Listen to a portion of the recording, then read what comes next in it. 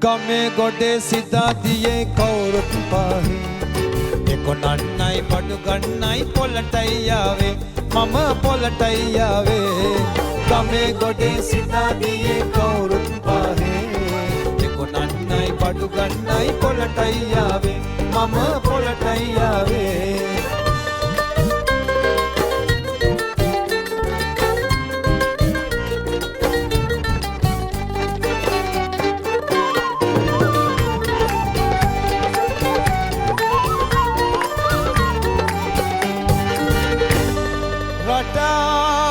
පැදුර විකුණගන්න බුලත් පුවක් කරන්න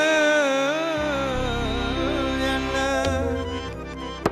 සරමක් බැනියමක් ගන්න ගොවි මහතුන් එකතුවන්න